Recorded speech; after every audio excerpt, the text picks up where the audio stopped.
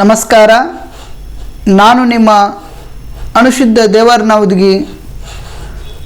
ಅನುಶುದ್ಧ polity ಕ್ಲಾಸಸ್ಗೆ ಸ್ವಾಗತ. ಸ್ನೇಹಿತರೆ, ವಿದ್ಯಾಸಾರಥಿ PU study circle Sindagi. ಸ್ಥಳ ನೋಡುವುದಾದರೆ ಜ್ಞಾನ ಭಾರತಿ ಪದವಿ ಪೂರ್ವ ಕಾಲೇಜು, ಬಸವನಗರ, ಸಿಂದಗಿ. ಈಗಾಗಲೇ ನಮ್ಮ ಸಂಸ್ಥೆಯಲ್ಲಿ ದ್ವಿತೀಯ PUCಯ ಕಲಾ ವಿಭಾಗದ ವಿದ್ಯಾರ್ಥಿಗಳಿಗಾಗಿ ಪ್ರವೇಶಾತಿ ಪ್ರಕ್ರಿಯೆಯನ್ನು ಆರಂಭಗೊಳಿಸಲಾಗಿದೆ. ಮಾರ್ಚ್ 1, 2025 ತರಗತಿಯನ್ನು ಆರಂಭಗೊಳಿಸಲಾಗುವುದು. ನಮ್ಮ ಸಂಸ್ಥೆಯಲ್ಲಿ ಯಾರಾದರೂ ಪ್ರವೇಶಾತಿಯನ್ನು ಪಡೆದುಕೊಳ್ಳಬೇಕೆಂದು ಬಯಸಿದರೆ ನಮ್ಮ ಸಂಸ್ಥೆಯ ವಿಶೇಷತೆ ಏನೆಂದರೆ, ಉಚಿತವಾಗಿ 1 ವಾರ ತರಗತಿಗೆ ಹಾಜರಾಗುವುದರ ಮೂಲಕ ನಮ್ಮ ಬೋಧನಾ ಗುಣಮಟ್ಟವನ್ನು ನಿಮಗೆ ಇಷ್ಟ ಆದರೆ ತರಗತಿಯನ್ನು ಪ್ರವೇಶಾತಿಗೆ ಅವಕಾಶವನ್ನು ಒದಗಿಸಿ ಕೊಡಲಾಗುವುದು. ಸ್ನೇಹಿತರೆ, ನಾವು ಇಂದಿನ ಸಂಚಿಕೆಯಲ್ಲಿ ನಮ್ಮ ದ್ವಿತೀಯ PUC ರಾಜ್ಯಶಾಸ್ತ್ರಕ್ಕೆ ಸಂಬಂಧಪಟ್ಟಂಥ ಯಾವ ವಿಷಯದ ಬಗ್ಗೆ ಚರ್ಚೆ ಮಾಡೋಣ ಅಂದರೆ, ಕರ್ನಾಟಕ ಸರ್ಕಾರ ಶಾಲಾ ಶಿಕ್ಷಣ ಇಲಾಖೆ ಬಿಡುಗಡೆ ಮಾಡಿರುವ ಪ್ರಶ್ನೆಕೋಶ ಏನೈತಲ್ಲ, ಈ ಪ್ರಶ್ನೆಕೋಶೆಯಲ್ಲಿ ಕೊಟ್ಟಿರ್ತಕ್ಕಂಥ ಬಹು ಆಯ್ಕೆ ಪ್ರಶ್ನೆಗಳ ಬಗ್ಗೆ ನಾವು ಇಂದಿನ ಸಂಚಿಕೆಯಲ್ಲಿ ನೋಡೋಣ. ಎಷ್ಟನೇ ಅಧ್ಯಾಯದಿಂದ ಆರಂಭಗೊಳಿಸೋಣ ಅಂದರೆ, ರಾಜ್ಯಶಾಸ್ತ್ರದ ದ್ವಿತೀಯ PUC ರಾಜ್ಯಶಾಸ್ತ್ರದ ಪ್ರಥಮ ಅಧ್ಯಾಯವಾಗಿರ್ತಕ್ಕಂಥ ಭಾರತದ ರಾಜಕೀಯ ವ್ಯವಸ್ಥೆಯ ಉಗಮ ಮತ್ತು ಬೆಳವಣಿಗೆ. ಭಾರತದ ರಾಜಕೀಯ ವ್ಯವಸ್ಥೆಯ ಉಗಮ ಮತ್ತು ಬೆಳವಣಿಗೆ ಪ್ರಥಮ ಅಧ್ಯಾಯದಲ್ಲಿರ್ತಕ್ಕಂಥ ಬಹು ಆಯ್ಕೆ ಪ್ರಶ್ನೆಗಳೇನಿದಾವಲ್ಲ, ಈ ಬಹು ಆಯ್ಕೆ ಪ್ರಶ್ನೆಗಳ ಬಗ್ಗೆ ಚರ್ಚೆ ಮಾಡೋಣ. ಈ ಬಹು ಆಯ್ಕೆ ಪ್ರಶ್ನೆಗಳಲ್ಲಿ ಮೊದಲನೇ ಪ್ರಶ್ನೆ ಯಾವುದಪ್ಪ ಅಂದರೆ, ಭಾರತವು ಸ್ವಾತಂತ್ರ್ಯ ಹೊಂದಿದ ದಿನಾಂಕ. ಭಾರತವು ಸ್ವಾತಂತ್ರ್ಯ ಹೊಂದಿದ ದಿನಾಂಕ. ಈ 4 ಆಯ್ಕೆಗಳಲ್ಲಿ ಸರಿಯಾದ ಆಯ್ಕೆ ಯಾವುದಪ್ಪ ಅಂದರೆ ನೋಡುವುದಾದರೆ, ಈ ಆಯ್ಕೆ ಏನು ಹೇಳ್ತೈತಿ, 1948 ಆಗಸ್ಟ್ 15 ಅಂತ ಹೇಳ್ತೈತಿ. ಇದು ತಪ್ಪಾದ ಆಯ್ಕೆಯಾಗಿದೆ. ಇನ್ನು ಬಿ ಆಯ್ಕೆ ನೋಡುವುದಾದರೆ 1947 ಆಗಸ್ಟ್ 15 ಅಂತ ಹೇಳ್ತೈತಿ. ಇದು ಸಹಿತ ತಪ್ಪಾದ ಆಯ್ಕೆಯಾಗಿದೆ. ಇನ್ನು ಸಿ ಆಯ್ಕೆ ನೋಡುವುದಾದರೆ, ಈ ಸಿ ಆಯ್ಕೆ ಏನು ಹೇಳ್ತೈತೆ ಅಂದರೆ 1947 ಆಗಸ್ಟ್ 15 ಅಂತ ಹೇಳ್ತೈತಿ. ಈ ಆಯ್ಕೆ ಸರಿಯಾದ ಆಯ್ಕೆಯಾಗಿದೆ. ಭಾರತವು ಸ್ವಾತಂತ್ರ್ಯ ಹೊಂದಿದ ದಿನಾಂಕ ಯಾವಾಗ ಸ್ವಾತಂತ್ರ್ಯಗೊಂಡಿತು ಅಂದರೆ 1947 ಆಗಸ್ಟ್ 15 ನಮ್ಮ ಭಾರತ ರಾಷ್ಟ್ರ ಸ್ವಾತಂತ್ರ್ಯಗೊಂಡಿತು. ಈ ಸಿ ಆಯ್ಕೆ ಏನೈತಲ್ಲ, ಇದು ಸರಿಯಾದ ಆಯ್ಕೆಯಾಗಿದೆ.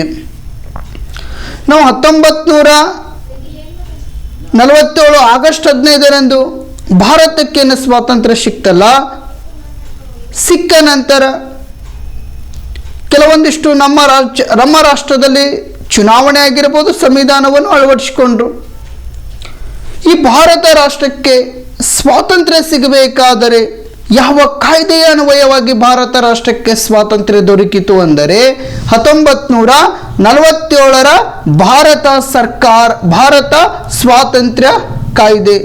ಭಾರತ ರಾಷ್ಟ್ರಕ್ಕೆ ಯಾವ ಕಾಯ್ದೆಯ ಅನ್ವಯವಾಗಿ ಸ್ವಾತಂತ್ರ್ಯ ದೊರಕಿತು ಅಂದರೆ 1947 ಭಾರತ ಸ್ವಾತಂತ್ರ್ಯ ಕಾಯ್ದೆ ಏನೈತಲ್ಲ, ಈ ಭಾರತ ಸ್ವಾತಂತ್ರ್ಯ ಕಾಯ್ದೆಯ ಅನ್ವಯವಾಗಿ ಭಾರತ ರಾಷ್ಟ್ರಕ್ಕೆ ಸ್ವಾತಂತ್ರ್ಯ ದೊರಕಿತು.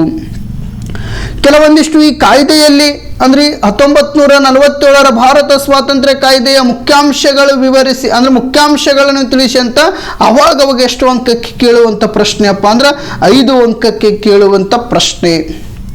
ಈ ಕಾಯ್ದೆಯ ಕೆಲವೊಂದಿಷ್ಟು ಮುಖ್ಯಾಂಶಗಳನ್ನು ನಾವು ನೋಡುವುದಾದರೆ 1947 ಭಾರತ ಸ್ವಾತಂತ್ರ್ಯ ಕಾಯ್ದೆ ಏನೈತಲ್ಲ, ಈ ಕಾಯ್ದೆಯ ಅನ್ವಯವಾಗಿ ಭಾರತ ಮತ್ತು ಪಾಕಿಸ್ತಾನ ಅನ್ನುವಂಥ ರಾಷ್ಟ್ರಗಳೇನಿದಾವಲ್ಲ, ಭಾರತ ಮತ್ತು ಪಾಕಿಸ್ತಾನ ಅನ್ನುವಂಥ ರಾಷ್ಟ್ರಗಳು ಸ್ವಾತಂತ್ರ್ಯಗೊಂಡವು.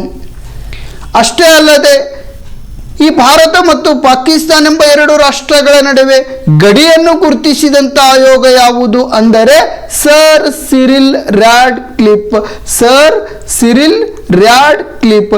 ಈ ಭಾರತ ಮತ್ತು ಪಾಕಿಸ್ತಾನ ಅನ್ನುವಂಥ ರಾಷ್ಟ್ರಗಳೇನಿದಾವಲ್ಲ, ಈ ಎರಡೂ ರಾಷ್ಟ್ರಗಳ ನಡುವೆ ಗಡಿಯನ್ನು ಗುರುತಿಸಿದಂಥ ಆಯೋಗ ಯಾವುದು ಅಥವಾ ಗಡಿಯನ್ನು ಗುರುತಿಸಿದಂಥ ಬೌಂಡ್ರಿ ಕಮಿಷನ್ ಯಾವುದು ಅಂತ ಪ್ರಶ್ನೆ ಕೇಳಿದರೆ ನಮಗೆ ಅದಕ್ಕೆ ಉತ್ತರ ಯಾವುದಪ್ಪ ಅಂದರೆ ಸರ್ ಸಿರಿಲ್ ರ್ಯಾಡ್ ಕ್ಲಿಪ್ ಏನೈತಲ್ಲ ಇದಕ್ಕೆ ಸರಿಯಾದ ಉತ್ತರವಾಗಿದೆ. ಅಷ್ಟೇ ಅಲ್ಲದೆ ಈ 1947ರ ಭಾರತ ಸ್ವಾತಂತ್ರ್ಯ ಕಾಯ್ದೆಯ ಅನ್ವಯವಾಗಿ ಪಾಕಿಸ್ತಾನಕ್ಕೆ ಕೆಲವೊಂದಿಷ್ಟು ರಾಷ್ಟ್ರಗಳು ಬಿಟ್ಟು ಕೊಡಲಾಯಿತು. ಯಾವ ಯಾವ ರಾಷ್ಟ್ರಗಳು ಅಂದರೆ ಸಿಂಧ್ ಏನೈತಲ್ಲ, ಈ ಸಿಂಧ್ ಆಗಿರಬಹುದು, ನೆಕ್ಸ್ಟ್ ಬಲೂಚಿಸ್ತಾನ್ ಆಗಿರಬಹುದು, ಸಿಂಧ್ ಆಗಿರಬಹುದು, ಬಲೂಚಿಸ್ತಾನ್ ಆಗಿರಬಹುದು, ಪಶ್ಚಿಮ ಪಂಜಾಬ, ಯಾವ ಪಂಜಾಬ, ಪಶ್ಚಿಮ ಪಂಜಾಬ ಆಗಿರಬಹುದು, ಮತ್ತು ಪೂರ್ವ ಬಂಗಾಳ ಆಗಿರಬಹುದು, ಮತ್ತು ಅಸ್ಸಾಮಿನ ಸಿಲ್ಲಟ ಪ್ರದೇಶಗಳೇನದವಲ್ಲ, ಈ ಅಸ್ಸಾಮಿನ ಸಿಲ್ಲಟ ಪ್ರದೇಶಗಳು ನಾವು ಪಾಕಿಸ್ತಾನಕ್ಕೆ ಬಿಟ್ಟು ಕೊಡಲಾಯಿತು. ಎಕ್ಸಾಮ್ನಾಗ ನಿಮಗೆ ಕೇಳಬಹುದು, ಸಿಂಧ್ ಆಗಿರಬಹುದು, ಬಲೂಚಿಸ್ತಾನ್ ಆಗಿರಬಹುದು, ಪಶ್ಚಿಮ ಪಂಜಾಬ್ ಆಗಿರಬಹುದು, ಪೂರ್ವ ಬಂಗಾಳ ಆಗಿರಬಹುದು ಮತ್ತು ಅಸ್ಸಾಮಿನ ಸಿಲ್ಲಟ ಪ್ರದೇಶಗಳು ಯಾವ ರಾಷ್ಟ್ರಕ್ಕೆ ಬಿಟ್ಟು ಕೊಡಲಾಯಿತು ಅಂತ ಪ್ರಶ್ನೆ ಮಾಡಿದರೆ ಪಾಕಿಸ್ತಾನ ಅನ್ನುವಂಥ ರಾಷ್ಟ್ರಕ್ಕೆ ಬಿಟ್ಟು ಕೊಡಲಾಯಿತು. ಈ ರೀತಿ ಏನಪ್ಪಾ ಅಂದ್ರೆ ಪ್ರಶ್ನೆಗಳನ್ನು ಕೇಳಬಹುದು. ಮತ್ತೇನಪ್ಪ ಅಂದರೆ ಇದೇ 1947ರ ಭಾರತ ಸ್ವಾತಂತ್ರ್ಯ ಕಾಯ್ದೆಯ ಅನ್ವಯವಾಗಿ ಒಂದು ಹುದ್ದೆಯನ್ನು ರದ್ದುಪಡಿಸ್ತಾರೆ. ಯಾವ ಹುದ್ದೆಯಪ್ಪ ಅಂದರೆ secretary of state for India. Secretary of state for India. ಈ secretary of state for India ಅನ್ನುವಂಥ ಹುದ್ದೆ ಏನೈತಲ್ಲ, ಈ ಹುದ್ದೆ 1947ರ ಭಾರತ ಸ್ವಾತಂತ್ರ್ಯ ಕಾಯ್ದೆಯ ಅನ್ವಯವಾಗಿ ರದ್ದುಪಡಿಸಲಾಯಿತು. ಇಷ್ಟೇನಪ್ಪ ಅಂದ್ರೆ ಇಲ್ಲಿ ಅಂದ್ರೆ ಈ ಮೊದಲನೇ ಪ್ರಶ್ನೆಯಲ್ಲಿ ಕೆಲವೊಂದಿಷ್ಟು ಪ್ರಶ್ನೆಗಳಾಗಿರ್ಬೋದು ಅಥವಾ ಉತ್ತರವನ್ನು ನೋಡುವಂಥ ಪ್ರಯತ್ನ ಮಾಡಿದ್ದೇವೆ. ಇನ್ನು ಎರಡನೇ ಪ್ರಶ್ನೆ ಯಾವುದು ನೋಡುವುದಾದರೆ, ಎರಡನೇ ಪ್ರಶ್ನೆ ಯಾವುದಪ್ಪ ಅಂದರೆ ಕೆಳಗಿನ ಚಿತ್ರವನ್ನು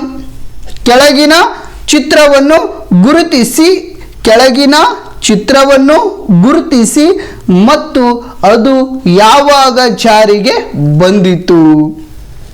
ಕೆಳಗಿನ ಚಿತ್ರ ಯಾವುದೈತಪ್ಪ ಅಂದರೆ ಭಾರತ ಸಂವಿಧಾನದ ಚಿತ್ರ ಐತಿ. ಯಾವ ಸಂವಿಧಾನ? ಭಾರತ ಸಂವಿಧಾನದ ಚಿತ್ರ ಐತಿ. ಈ ಭಾರತ ಸಂವಿಧಾನ ಯಾವಾಗ ಜಾರಿಗೆ ಬಂದಿತ್ತು ನೋಡುವುದಾದರೆ ಈ 4 ಆಯ್ಕೆಗಳಲ್ಲಿ ಸರಿಯಾದ ಆಯ್ಕೆ ಯಾವುದು? ಎ ಆಯ್ಕೆ ಏನು ಹೇಳ್ತೈತಂದ್ರೆ, ಎ ಆಯ್ಕೆ ನೋಡುವುದಾದರೆ 1949 ಜನವರಿ 26 ಅಂತ ಹೇಳ್ತೈತಿ.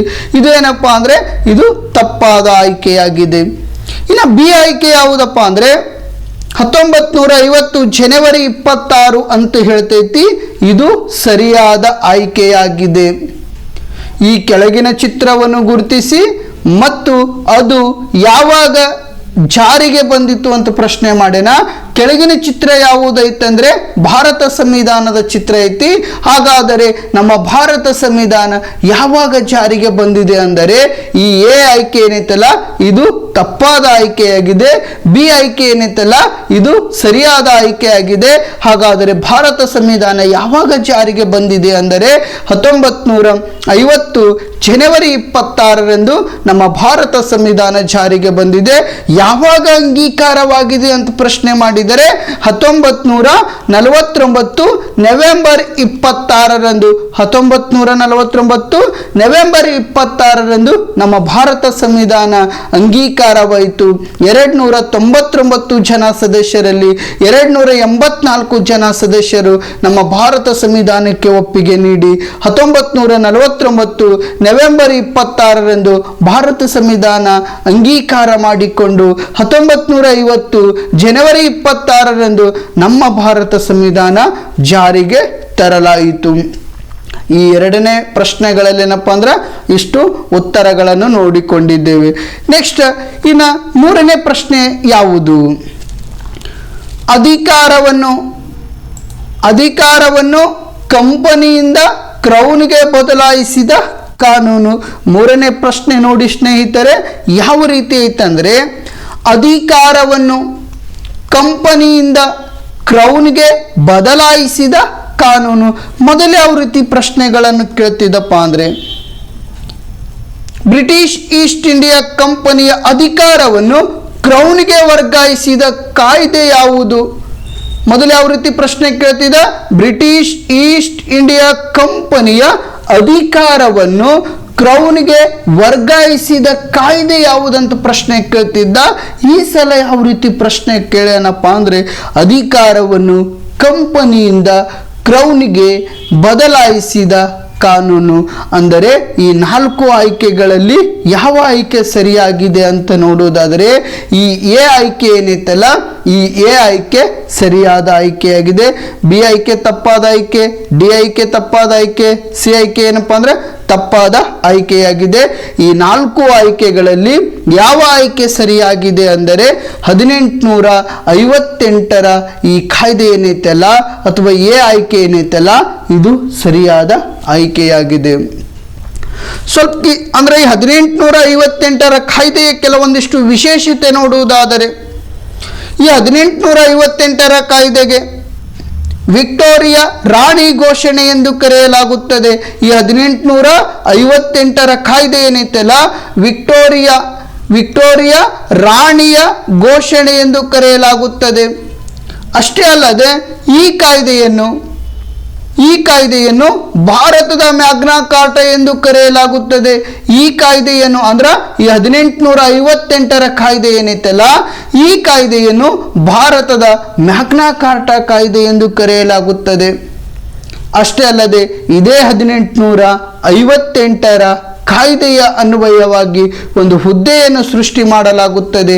ಯಾವ ಹುದ್ದೆ ಅಂತ ನೋಡುವುದಾದರೆ secretary of state for India. Secretary of state for India, secretary of state for India.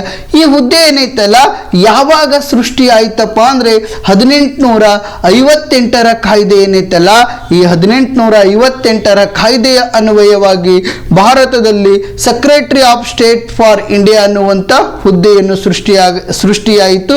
ಇದು ಯಾವಾಗ ರದ್ದುಪಡಿಸಲಾಯಿತು ಅಂತ ಪ್ರಶ್ನೆ ಮಾಡಿದರೆ 1947ರ ಭಾರತ ಸ್ವಾತಂತ್ರ್ಯ ಕಾಯ್ದೆ ಏನೈತಲ್ಲ ಈ 1947ರ ಭಾರತ ಸ್ವಾತಂತ್ರ್ಯ ಕಾಯ್ದೆಯ ಅನ್ವಯವಾಗಿ ರದ್ದುಪಡಿಸಲಾಯಿತು. ಈ ಪ್ರಶ್ನೆ ಅರ್ಥ ಆಯ್ತಾ? ಅಧಿಕಾರವನ್ನು ಕಂಪನಿಯಿಂದ ಕ್ರೌನ್ಗೆ ಬದಲಾಯಿಸಿದ ಕಾನೂನು ಅಂತ ಪ್ರಶ್ನೆ ಐತಿ. ಅದಕ್ಕೂ ಉತ್ತರ ಯಾವುದಪ್ಪ ಅಂದರೆ 1858 ಅಂತ ಐತಿ. ಇಲ್ಲೇನಪ್ಪ ಅಂದರೆ 1858ರ ಕಾಯ್ದೆಗೆ ವಿಕ್ಟೋರಿಯಾ ರಾಣಿ ಘೋಷಣೆ ಎಂದು ಕರೆಯಲಾಗುತ್ತದೆ, ಭಾರತದ ಮ್ಯಾಗ್ನಾ ಕಾರ್ಟಾ ಎಂದು ಕರೆಯಲಾಗುತ್ತದೆ. ಇದೇ 1858ರ ಕಾಯ್ದೆಯ ಅನ್ವಯವಾಗಿ ಭಾರತದಲ್ಲಿ secretary of state for India ಅನ್ನುವಂಥ ಹುದ್ದೆ ಏನಪ್ಪ ಅಂದ್ರೆ ಸೃಷ್ಟಿಯಾಯಿತು. ಇದು ಯಾವಾಗ ರದ್ದುಪಡಿಸಲಾಯಿತು ಅಂತ ಪ್ರಶ್ನೆ ಮಾಡಿದರೆ 1947 ಭಾರತ ಸ್ವಾತಂತ್ರ್ಯ ಕಾಯ್ದೆ ಏನೈತಲ್ಲ ಈ ಕಾಯ್ದೆಯ ಅನ್ವಯವಾಗಿ ರದ್ದುಪಡಿಸಲಾಯಿತು. ಇನ್ನು 4ನೇ ಪ್ರಶ್ನೆ ನೋಡುವುದಾದರೆ ಮಧ್ಯಂತರ ಸರ್ಕಾರ. ಯಾವ ಸರ್ಕಾರ? ಮಧ್ಯಂತರ ಸರ್ಕಾರ ರಚನೆಯಾದ ಇಸವಿ. ಮಧ್ಯಂತರ ಸರ್ಕಾರ. ಯಾವ ಸರ್ಕಾರ? ಮಧ್ಯಂತರ ಸರ್ಕಾರ ರಚನೆಯಾದ ಇಸವಿ. ಈ 4 ಆಯ್ಕೆಗಳಲ್ಲಿ ಯಾವ ಆಯ್ಕೆ ಸರಿಯಾಗಿದೆ ಅನ್ನೋದು ನೋಡುವುದಾದರೆ ಈ ಎ ಆಯ್ಕೆ ಏನು ಹೇಳ್ತೈತಿ 1942 ಅಂತ ಹೇಳ್ತೈತಿ. ಇದು ಏನಂದರೆ ತಪ್ಪಾದ ಆಯ್ಕೆಯಾಗಿದೆ. ಇನ್ನು ಬಿ ಆಯ್ಕೆ ಏನಂತ ಹೇಳ್ತೈತಿ 1948 ಅಂತ ಹೇಳ್ತೈತಿ. ಇದು ಸಹಿತ ತಪ್ಪಾದ ಆಯ್ಕೆಯಾಗಿದೆ. ಇನ್ನು ಸಿ ಆಯ್ಕೆ ಏನು ಹೇಳ್ತೈತಿ 1846 ಅಂತ ಹೇಳ್ತೈತಿ. ಇದು ಸಹಿತ ತಪ್ಪಾದ ಆಯ್ಕೆಯಾಗಿದೆ. ಹಾಗಾದರೆ ಸರಿಯಾದ ಆಯ್ಕೆ ಯಾವುದು ಅಂತ ನೋಡುವುದಾದರೆ ಡಿ ಆಯ್ಕೆ ಏನೈತಲ್ಲ ಈ ಡಿ ಆಯ್ಕೆ ಸರಿಯಾದ ಆಯ್ಕೆಯಾಗಿದೆ. ಮಧ್ಯಂತರ ಸರ್ಕಾರ ರಚನೆಯಾದ ಇಸವಿ ಅಂತ ನೋಡುವುದಾದರೆ ಯಾವಾಗ ರಚನೆ ಆಯಿತು ಅಂದರೆ 1946ರಲ್ಲಿ ರಚನೆ ಆಯಿತು. ಇಂಥ 1946ರಲ್ಲಿ ರಚನೆ ಆಯಿತು. ಈ ಮಧ್ಯಂತರ ಸರ್ಕಾರದ ಬಗ್ಗೆ ಕೆಲವೊಂದಿಷ್ಟು ಹಿನ್ನೆಲೆ ಆಗಿರಬಹುದು, ಕೆಲವೊಂದಿಷ್ಟು ಅಂಶಗಳನ್ನು ನೋಡೋಣ. ಯಾಕೆ ನೋಡೋಣ ಅಂದರೆ ಮಧ್ಯಂತರ ಸರ್ಕಾರದ ಕುರಿತು ಟಿಪ್ಪಣಿ ಬರೆಯಿರಿ ಅಂತ ಅವಾಗವಾಗ ಎಷ್ಟು ಅಂಕಕ್ಕೆ ಕೇಳುವಂಥ ಪ್ರಶ್ನೆ ಅಪ್ಪ ಅಂದ್ರೆ 5 ಅಂಕಕ್ಕೆ ಕೇಳುವಂಥ ಪ್ರಶ್ನೆ. ಅವಾಗವಾಗ ಏನಪ್ಪ ಅಂದರೆ ಎಷ್ಟು ಅಂಕಕ್ಕೆ ಕೇಳುವಂಥ ಪ್ರಶ್ನೆ? 5 ಅಂಕಕ್ಕೆ ಕೇಳುವಂಥ ಪ್ರಶ್ನೆ. ಈ ಮಧ್ಯಂತರ ಸರ್ಕಾರ, ಭಾರತದ ಮಧ್ಯಂತರ ಸರ್ಕಾರ ಯಾವಾಗ ರಚನೆ ಆಯ್ತಂದ್ರೆ ಅಥವಾ ಯಾವ ಕಾಯ್ದೆಯ ಅನ್ವಯವಾಗಿ ರಚನೆ ಆಯ್ತಂದ್ರೆ 1946 ಏನೈತಲ್ಲ, 1946ರ ಕ್ಯಾಬಿನೆಟ್ ಆಯೋಗ. ಯಾವ ಆಯೋಗ? ಕ್ಯಾಬಿನೆಟ್ ಆಯೋಗ ಏನೈತಲ್ಲ, ಈ ಕ್ಯಾಬಿನೆಟ್ ಆಯೋಗದ ಅನ್ವಯವಾಗಿ ಭಾರತದಲ್ಲಿ ಮಧ್ಯಂತರ ಸರ್ಕಾರ 1946 ಸೆಪ್ಟೆಂಬರ್ 2 1946 ಸೆಪ್ಟೆಂಬರ್ 2ರಂದು ಮಧ್ಯಂತರ ಸರ್ಕಾರ ರಚನೆಯಾಯಿತು. ಇದು ಅತಿ ಹೆಚ್ಚು ಬಾರಿ ಕೇಳಿರ್ತಕ್ಕಂಥ ಪ್ರಶ್ನೆ. ಮಧ್ಯಂತರ ಸರ್ಕಾರ ಯಾವಾಗ ರಚನೆ ಆಯಿತು ಅಂತ ಪ್ರಶ್ನೆ ಮಾಡಿದರೆ 1946 ಸೆಪ್ಟೆಂಬರ್ 2 ಅಂತ ಹೇಳಬೇಕು.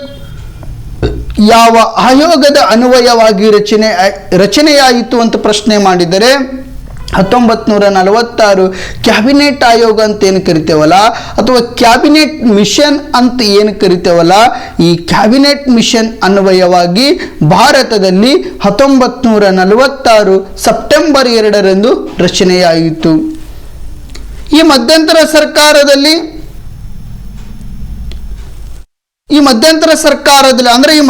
ಸರ್ಕಾರದಲ್ಲಿ ಪ್ರಧಾನಮಂತ್ರಿಯನ್ನಾಗಿ ಯಾರು ಕಾರ್ಯನಿರ್ವಹಣೆ ಮಾಡಿದ್ದರು ಅಂತ ಪ್ರಶ್ನೆ ಮಾಡಿದರೆ ಜವಾಹರ್ಲಾಲ್ ನೆಹರು ಅವರು ಏನದರಲ್ಲ, ಈ ಜವಾಹರ್ಲಾಲ್ ನೆಹರು ಅವರು ಇವರು ಮಧ್ಯಂತರ ಸರ್ಕಾರದಲ್ಲಿ ಪ್ರಧಾನಮಂತ್ರಿಯಾಗಿ ಕಾರ್ಯನಿರ್ವಹಣೆ ಮಾಡಿದರು.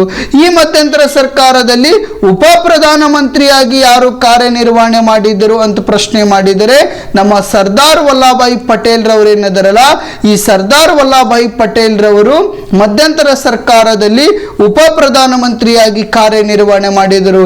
ನಮ್ಮ ಡಾಕ್ಟರ್ BR ಅಂಬೇಡ್ಕರ್ ಅವರೇನಿದಾರಲ್ಲ, ಈ ಡಾಕ್ಟರ್ BR ಅಂಬೇಡ್ಕರ್ ಅವರು ಇದೇ ಮಧ್ಯಂತರ ಸರ್ಕಾರದಲ್ಲಿ ಕಾನೂನು ಸಚಿವರಾಗಿ ಕಾರ್ಯನಿರ್ವಹಣೆ ಮಾಡಿದರು.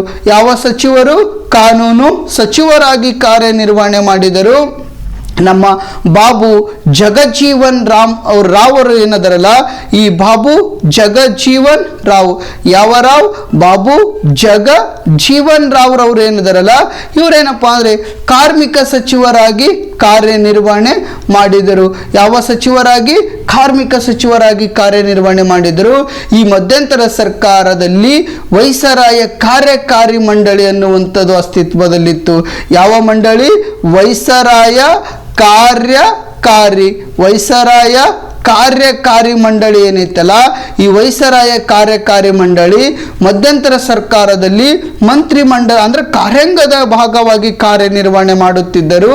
ಈ ವೈಸರಾಯ ಕಾರ್ಯಕಾರಿ ಮಂಡಳಿಯ ಉಪಾಧ್ಯಕ್ಷರನ್ನಾಗಿ ಯಾರಿಗೆ ನೇಮಕ ಮಾಡಲಾಯಿತು ಅಂತ ಪ್ರಶ್ನೆ ಮಾಡಿದರೆ ಜವಾಹರ್ಲಾಲ್ ನೆಹರು ಅವರು ಏನಿದಾರಲ್ಲ, ಈ ಜವಾಹರ್ಲಾಲ್ ನೆಹರು ಅವರು ಈ ಮಧ್ಯಂತರ ಸರ್ಕಾರದಲ್ಲಿ ವೈಸರಾಯ ಕಾರ್ಯಕಾರಿ ಮಂಡಳಿಯ ಉಪಾಧ್ಯಕ್ಷರಾಗಿ ಕಾರ್ಯನಿರ್ವಹಣೆ ಮಾಡಿದರು.